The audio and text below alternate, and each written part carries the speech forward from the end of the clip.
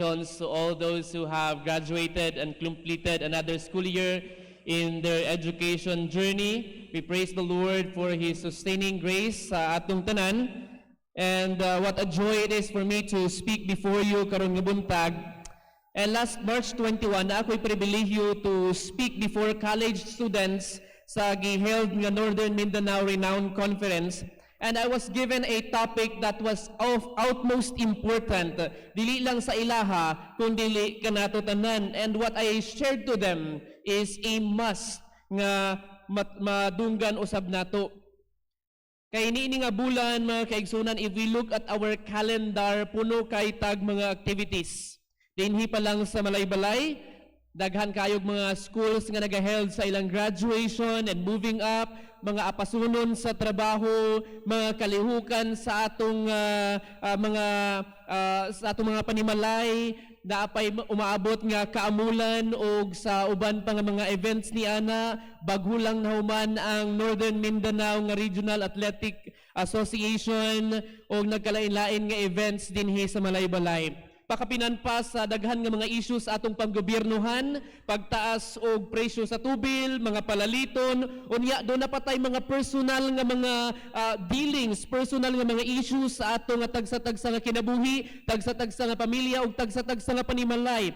We are so busy this month and our calendars are full. Jam-pack kaayo nga atong mga schedules and tanan demanding our time and attention. Now, in these days, mga kaigsuonan, nga maglibog kita kung unsay unahon nato, let us pause. Let us think for a moment what really is our priority in life is.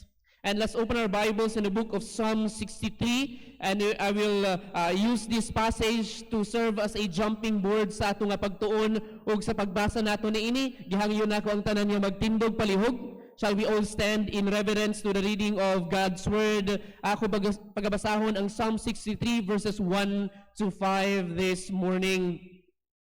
Ang pulong sa Ginoo nagingon, O God, you are my God.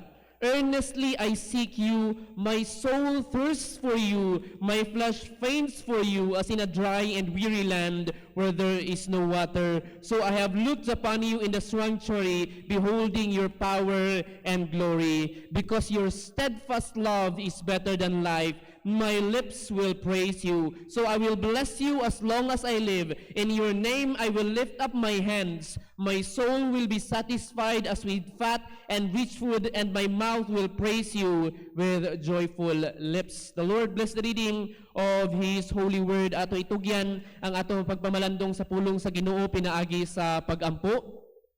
Amahan nga lang iton, what a joy and privilege it is for us to be gathered in this place, not just to celebrate how you have been good, how you have been faithful in the lives of these students and pupils, but even as you have given us this opportunity that we can join our hands, our heads, and our hearts together in worship and adoration of you. We thank you, O Lord, for the presence of each one that you have granted this privilege of enjoying your presence through your word. And it is our prayer nga ikaw ang makipag-istorya ka namo in your own special way. Speak to us, O Lord. Illumine our hearts and our minds as we dive into your word, and may it be nga ang amo gayud nga madunggan dili lang magawas sa among pikas nga dalunggan, but maiaplikar namo sa among kinabuhi bilang imong mga kaanakan. And it is my prayer, O Lord, that you will speak to this congregation this morning through your word.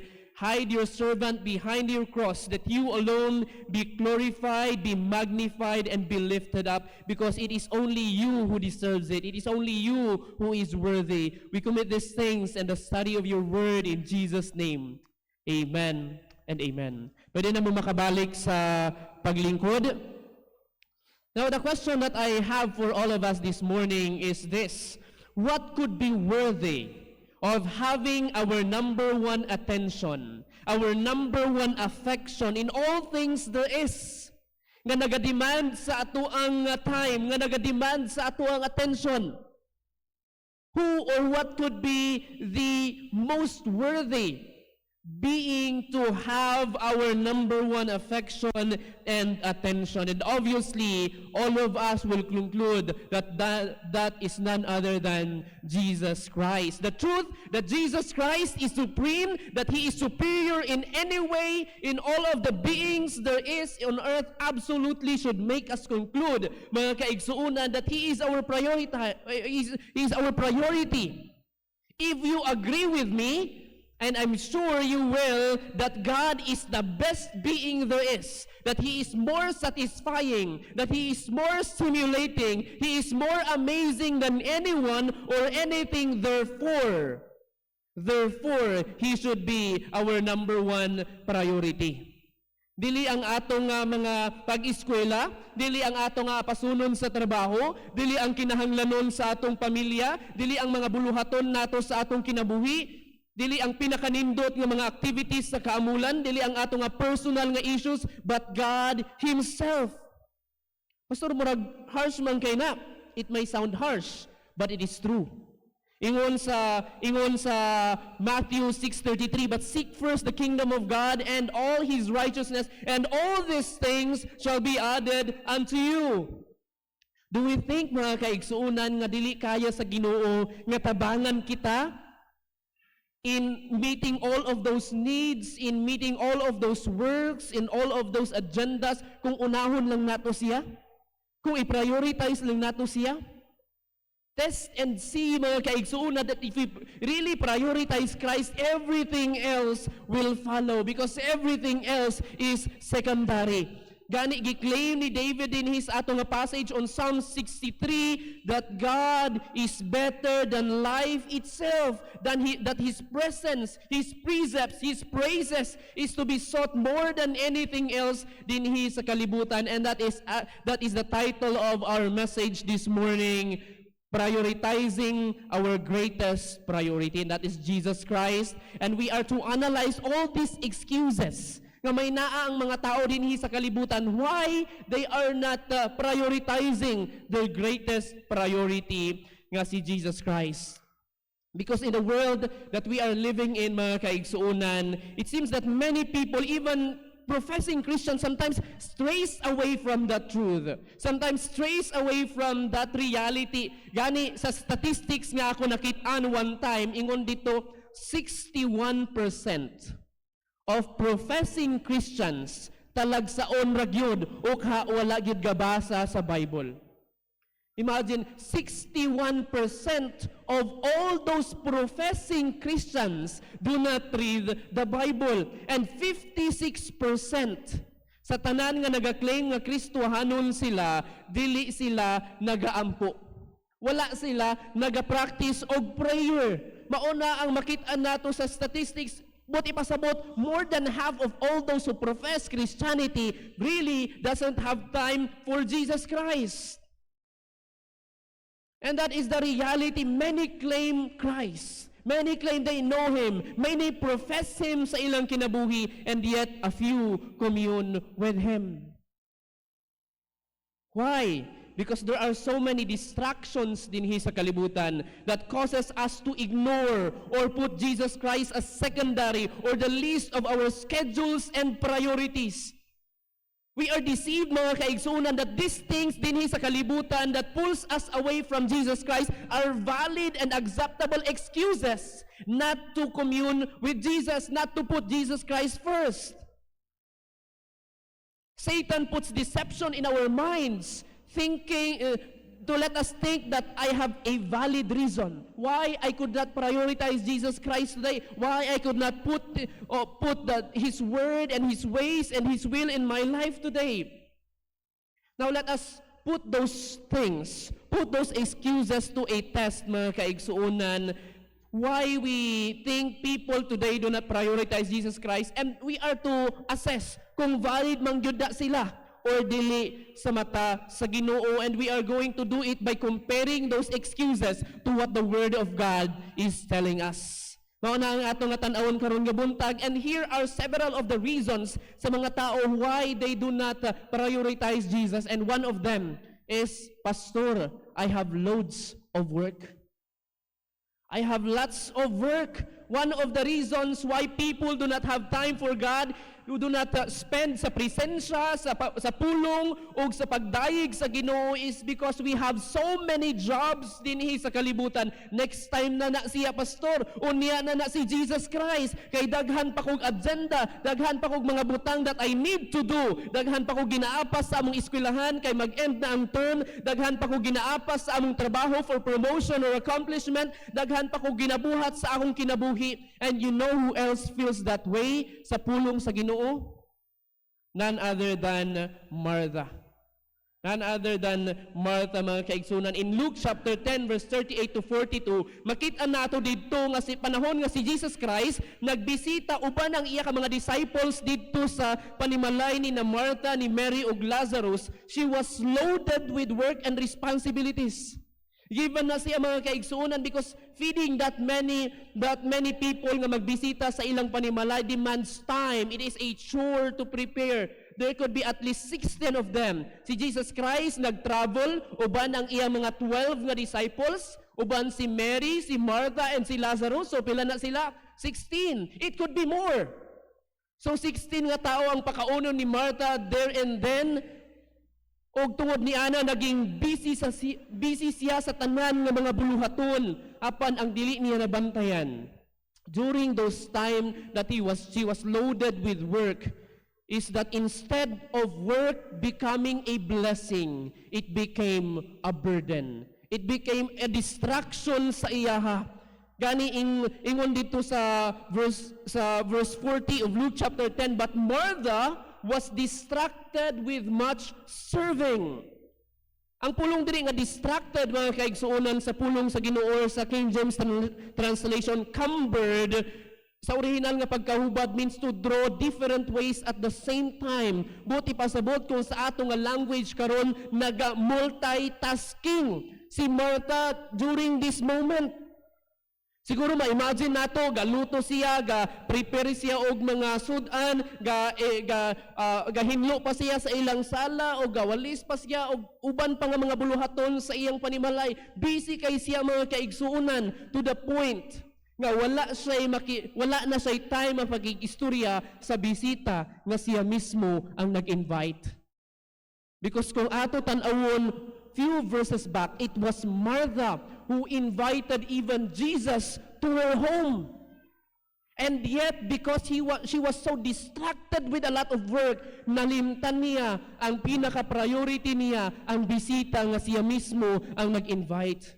Jesus Christ himself, busayon ni Jesus Christ, Martha, Martha, you are distracted on many things. Mauna ang giingon ni Jesus Christ sa iya. You have a lot of things in mind. Ang pulong ng many things means getting a lot of things ready, much more than what is necessary for the occasion. Nasubraan, napalabian ang pagkabisi ni Martha. It was not that Martha's concern was inappropriate, pero mga kaigsunan, ang sobra niya nga kabisi sa trabaho, naghatag og negative nga attitude sa iya, naghatag og anxiety sa iya, which were out of bounds. She missed a very important moment of her life, and that is being with Jesus Christ tungod sa mga daily nga concerns niya. Ganing gi-rebuke siya dinhi ni Jesus Christ. Ingon ni Jesus Christ in a loving way, Martha, Martha, you are troubled, you are busy, you are distracted about many things in life, but one thing is necessary, and Mary has chosen it. Unsa man ang gipili ni Mary nga gi-prioritize niya more than those loads of work sa iyang kinabuhi. That is the presence and the precepts of Jesus Christ. She chose to sit at the feet of Jesus and spend time with Him. Because mga kaigsuunan, sometimes the greatest distraction from God is not wickedness, but busyness with everything else. Dili man ta mga wicked nga mga tao, buutan man ko nga tao, inani man, pero daghan na gud kog trabaho. Dili man ko pareha sa uban nga daotan gyud kaayo, pero daghan gyud kog trabaho, busy kay ko dili. That's why I cannot prioritize time with Jesus Christ. And that is one of the things nga butang sa atong nga kaaway sa atong nga pangunahuna. Comforting us. Saying, at least, dili ko pareha sa uban. At least, maayo ko nga tao. Bahala nagdili na ako gi-prioritize si Jesus, pero maayo man ko nga tao. One of those things nga nagahatag og distraction kanato is not wickedness really, but busyness with everything else. It is very dangerous, mga kaigsunan, to replace activity with intimacy with Jesus. Having lots of work is not the problem. It's good to labor. It's good to work. It's good to have those things for your family, for your future. But let us now not allow work to be an excuse not to prioritize the giver of the work. And that is God Himself. Na ikaduha nga mga rason sa mga tao dinhi sa kalibutan why dili nila ma-prioritize si Jesus Christ, ang iyang pulong, ang iyang presensya ug ang paghimaya sa iya is not just because of loads of work, but ang second nga common nga excuse nila, lack of time. Pastor, wala ko'y panahon. Why Jesus Christ was so far on their list of priorities is because they think they don't have time. Wala pa'y panahon karon, Pastor, next time na, makahigayon ko. Dili sa karon kay kulang og short kus oras. But hey, that's not true, mga kaigsuunan. It's not true that time is lacking. Time is not lacking, priority is. Time is not lacking, mga kaigsuunan. Priority is, take the example of Jesus Christ in His earthly ministry. Kung naapay isa sa pinaka-busy nga tao nga nagkinabuhi sa kalibutan, that is Jesus Christ. Sa panahon nga nag-anhi siya dinhi sa kalibutan more than 2,000 years ago, the moment that He wakes up until the night He sleeps, sometimes wala pa gid siya tulog because He has a lot of things to do and places to go. Healing the sick, preaching the kingdom of God, walking from place to place, training disciples, refuting false religions, evangelizing the lost, casting out demons, feeding people even. So many things to do in so little time. Mauna ang realidad kang Jesus Christ, and yet He made time to spend with the Father. He made time to spend with the Father. Ingon diri sa Mark 1:35, and rising very early in the morning, while it was still dark, He departed and went out to a desolate place, and there He prayed. Makita nato ang example ni Jesus, mga kaigsuunan, that personal time with the Father is a must sa iyaha. Now, if we think we don't have time to spare, to prioritize God, to enjoy Jesus Christ, it is as if we are saying we are even more busy than who Jesus Christ is. Because no matter how busy He is, He made time to prioritize communion with the Father. Because truth be told, mga kaigsunan, truth be told, we always make time for what we value most. We always make time for what we value most. Lack of time is no more than a lame excuse for those who do not have affection for the Lord. Because we always make time for what we value the most. And third of the common reasons why ang mga tao karon, with all of these jam-packed schedules that we have, forget or neglect to prioritize Jesus Christ is because of the reason, especially sa mga Kristohanan, total active naman ko, I have labors in the ministry. Mauna to total nag-appeal naman ko sa isa ka ministry, nag-appeal naman ko sa choir, nag-appeal naman ko sa young professionals, nag-appeal naman ko sa in-ani nga conference, nag-appeal naman ko sa in-ani nga activities sa church. I have been doing this and doing that. Okay na to, dili na ako i-prioritize si Jesus Christ personally sa akong kinabuhi because I'm already involved in a lot of work related to church. Remember, mga kaigsunan, ang simbahan sa Ephesus in Revelation chapter 2, verse 1 to 7.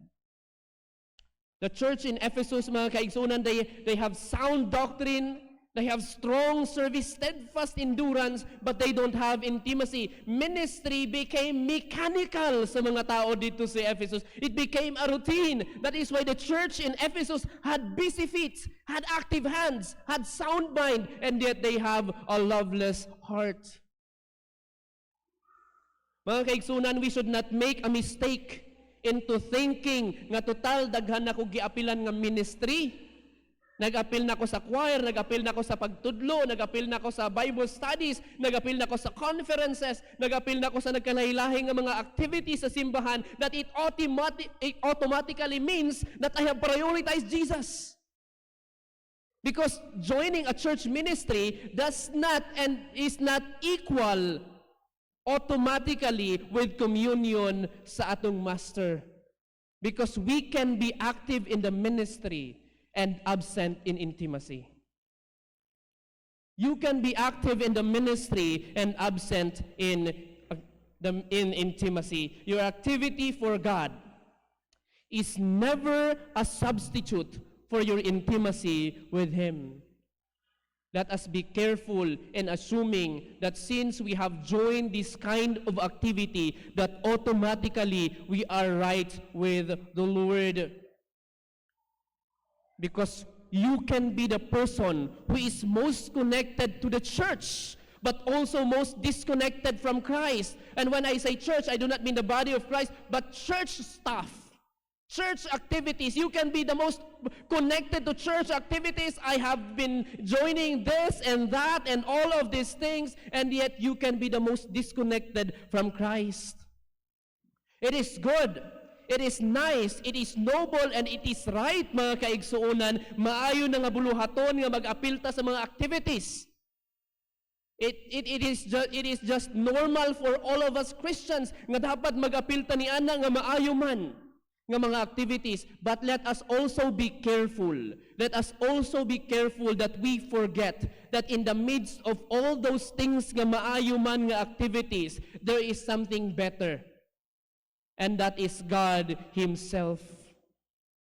In all those good activities, there is something better, and that is God Himself. Remember, alignment precedes assignment. Our alignment to Him precedes our assignment from Him. Let us remember that, mga kaigsuunan, gani nag-ingon ang isa ka preacher, what we do with Christ is far more important than what we do for Him. And fourth of all those reasons, nga naman ang mga tao dinhi sa kalibutan neglect to prioritize Jesus or put Jesus Christ as at the last of all their priorities, dili lang tungod sa mga labors in the ministry, dili lang tungod sa mga daghan nga trabaho, dili lang tungod lack of time, but ang isa nga rason sa mga tao dinhi sa kalibutan, life pressures. Pastor, I have a lot of things going on in my life. Unta masabtan nimo. I am so stressed and overwhelmed with a lot of things. Spending time with Jesus is the least I am concerned doing right now because of all these issues nga ako ginatubang at this very present moment. Unya na si Jesus Christ. I have to deal with all of this mess in my life first. Emotionally, struggle pa ko, Pastor. I have struggles with relationship and heartbreaks and heartaches and emotional struggles sa akong kinabuhi. Physically, I am so tired. I am so exhausted with a lot of things nga kahitabo sa akong kinabuhi that I don't have time and strength left for Him. Ukha ang uban pod mental pressures. I have so many things to think about. Daghan kog mga kabalaka, mga concerns, mga issues sa akong kinabuhi nga ako ginahuna-huna this very present moment. I cannot prioritize Jesus first. Uka social problems, pud social pressures, so many things happen between me and my friends or in my workplace or in our school or sa among nga panimalay o uban pa. Daghan kay kog mga pressures, life pressures sa akong kinabuhi. Unta masabtan nimo that I cannot prioritize Jesus Christ now. Guess what, mga kaigsunan? Even David, who wrote the passage on Psalm 63, experienced that. Even David experienced that panahon nga naa siya sa wilderness on Psalm 63 sa atong nga gibasa nga passage kanina. He is in the wilderness running for his life. Nga naman kay nay kudeta nga nahitabo sa iyang ginharian. Imagine, David was king and yet right there and then naay kudeta nga nahitabo, gipapahawa siya sa iyang nga ginharian, nagdagan siya palayo kay ginahunting siya aron pagapatyon. Emotionally, David was hurt. Why? Because the person nga nagkudita sa iyang ginharian is none other than his son. His beloved son, Absalom, mao ang nagluib, nagtraidor sa iya. Imagine that kind of emotional turmoil, mga kaigsuunan. Ikaduha, mga igsuon, nga rason, physical. He was literally running for his life in a desert place. Wala siya'y pagkaon, wala siya'y tubig. It was very exhausting for him physically. Noon na ang kahimtang ni David, mga kaigsuunan. Mentally, he has so many things to consider. Asa man siya magdagan pohon, asa man siya magtago, aron dili siya makitaan, aron dili siya mapatay, asa siya magkuha og pagkaon, unsaon niya nga pagkuha balik sa iyang ginharian, unsaon niya pag-reconcile sa iyang anak nga si Absalom nga nagluib sa iyaha. Mentally, he was so crushed. And socially, some people, mga kaigsunan, in the palace, sa panahon nga hari siya, whom he considered allies, whom he considered friends, turned their backs against him. Grabe nga social turmoil nga gi-experience ni David, emotional, physical, mental, and social turmoil nga gi-experience siya right here in our passage. Kung ato itandi, mga kaigsuunan, sa atong experience karon, wala ra nas kumingking sa atong experience ni David ang atong experience. Ang atong mga pressures and struggles sa atong kinabuhi is so little in comparison when David experienced that kind of extreme struggles. And yet, even in those moments of life, even in the most difficult life pressures nga iya nga ginaatubang, the lesson that we can see in this passage is that all he can think about is worshiping God. His body suffers from all angles, his mind, his heart, his soul, his physical life, yet his soul thirsted for God. In the midst of all pressures, his response was praise.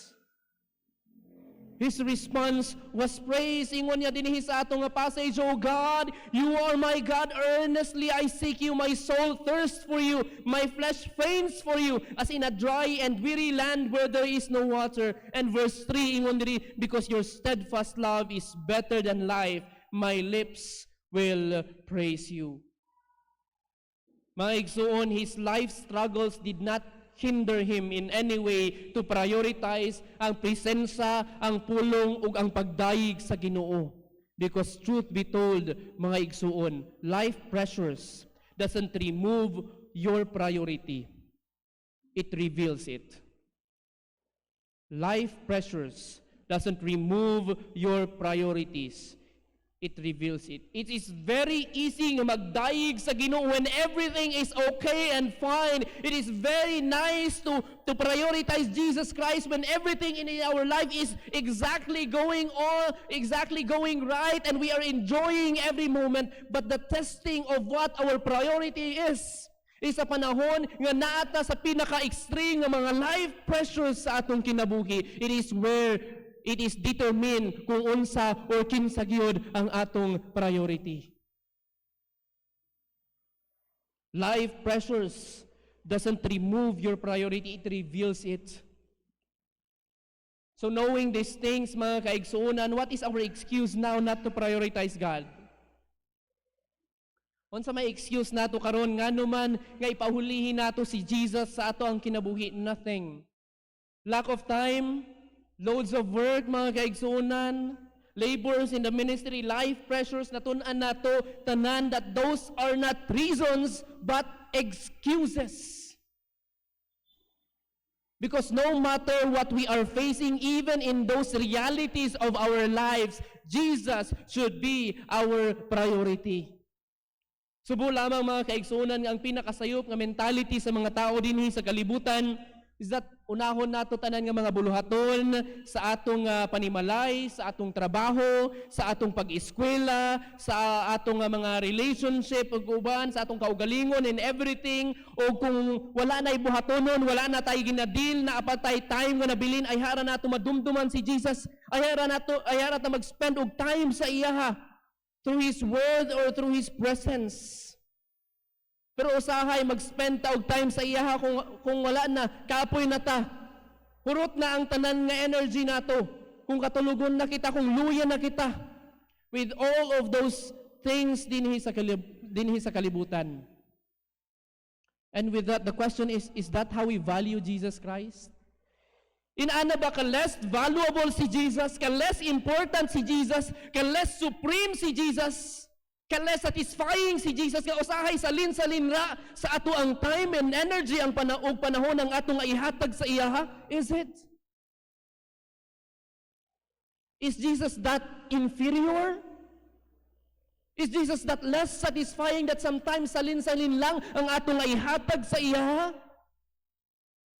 Pahinumdom na kanato mga kaigsuunan, na dili nato ihatag kang Jesus ang salin-salin lang, ang leftovers lang sa ato ang kinabuhi, sa ato ang time, sa ato ang effort. No, ihatag nato ang best nato sa iya because He is the best.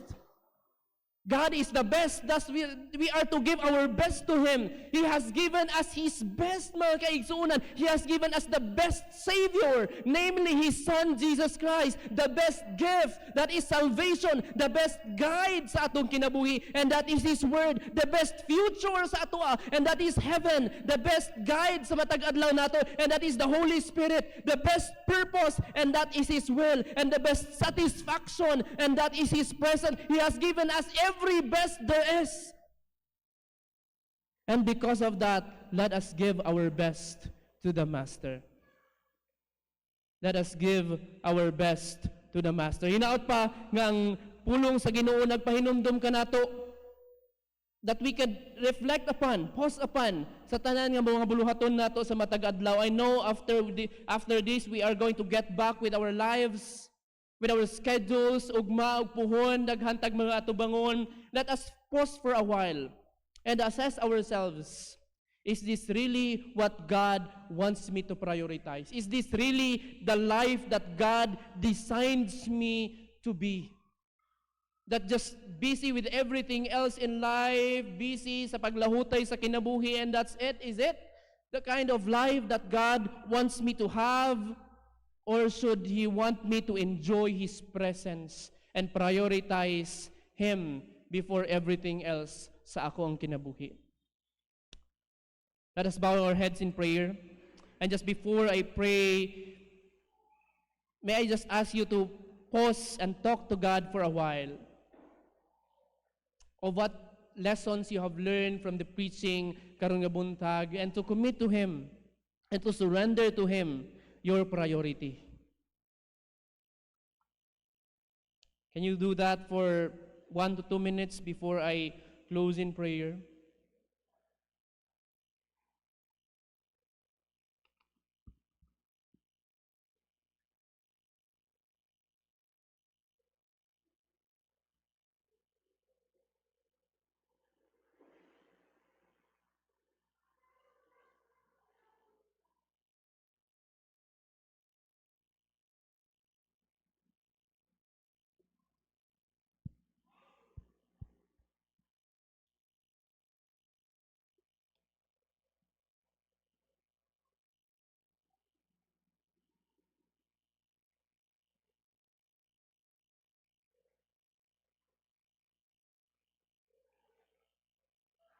Our holy and gracious Father, who alone deserves all the praises and priorities sa among kinabuhi, O Lord, we are guilty as charged. I am guilty as charged, O Lord, because moments in our life from time to time, we forget. We wander away from our priority, and that is Jesus Christ. because of all these distractions sa among kinabuhi, that we assume that everything is okay, everything is all right, because we are not wicked people. We are people who are doing good. We are people who are doing our best for our family and for our future. But Father, you have reminded us that we are to prioritize you in every part, in every aspect, and even in moments of our life when we feel we are crushed with pressures and a lot of things nga amo ginahuna-huna o ginaatubang. Father, it is our prayer that you will align us to your will. Align us to your word even. And as you align us to your will, your ways, and your word, that you are going to empower us to your work. Father, it is our prayer that the blessings from your word, indeed, it is like a sword that pierces to the heart of these people, but in a good way, O Lord.